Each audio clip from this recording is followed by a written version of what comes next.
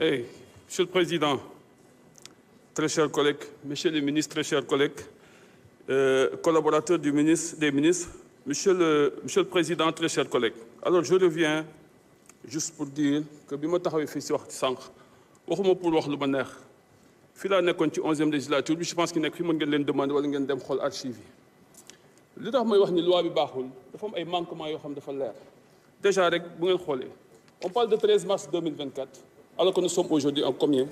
On est en 2025. C'est problématique.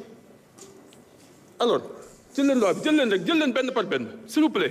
On parle de 13 mars 2024 loolu la Amadou bind alors qu'on est en 2025. Deuxièmement,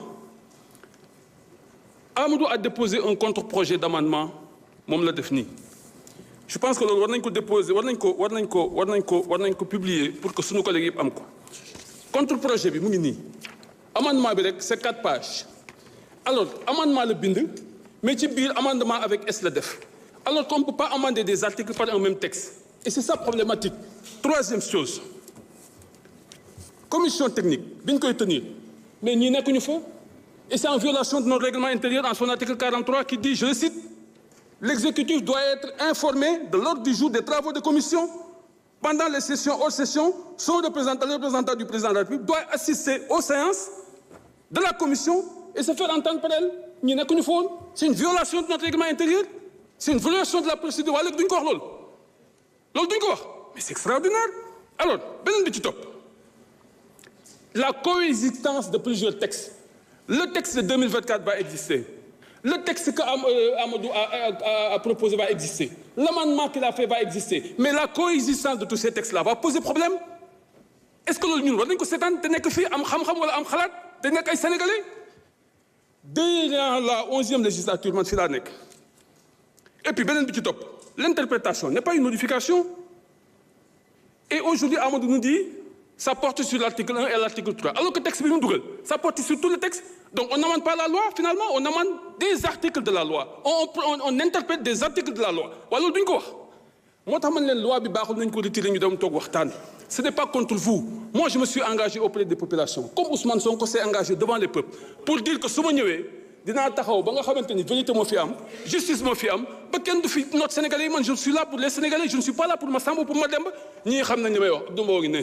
waxuma ak ñoom ci lii ma ci wax waa Pastef sax waxuma ak ñoom ci lii sama ñi ma bokkal coalition Sopi waxuma ak ñoom ci loi bi parce que c'est des principes que je représente ici. Je me suis engagé auprès de ce peuple et c'est ça la vérité. beneen bi ci topp fii indi nañ fi loi man tafsir dama leen ngeen laaj Thierno Lo Abdoulaye Wade yónni ko ma ne ko loi bi duñ ko voté billahi wallahi mu dellu ko demandé leen président Doudou Wade maa ngi trahir secret dañ ma jox proposition loi ma ne ko du ma leen ko porteel fekk mbaaw ngi fi ñu may dégg ma leen du ma ko porter parce que baaxul. Amadou, il faut savoir dire non. Et aujourd'hui, ce n'est pas le régime qui s'est engagé. C'est Amadou qui fait une proposition de loi. Est-ce que Sonko est d'accord? Est-ce que le président Diomaye est d'accord? D'accord, ce fait que d'accord, ok? Ils n'ont qu'à assumer que nous sommes mais nous sommes parce que Ousmane Bim Togué fait moi, je veux juste qu'on soit juste parce qu'on ne veut pas régler une injustice par une injustice. C'est ça la vérité. Très chers collègues.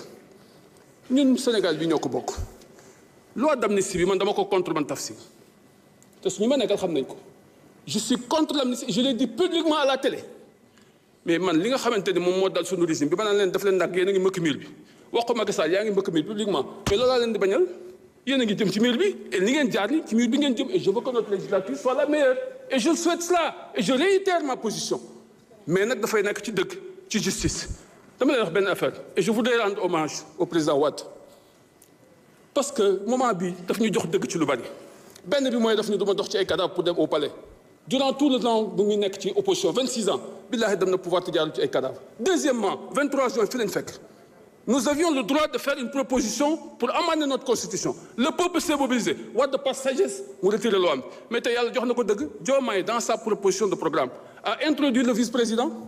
te pourtant loolu moo nekkoon problème bi kon yàlla jox nañu dëgg il faut de la patience loolu la yàlla waxoon yonent bi fasbir inna wa'dallahi haqq yàlla na yàlla dolli sutura. Merci beaucoup honorable Tafsir Thioye. Honorable Amadou Diallo numéro 2, vous avez la parole. Honorable Aïssata Tall Sall se prépare.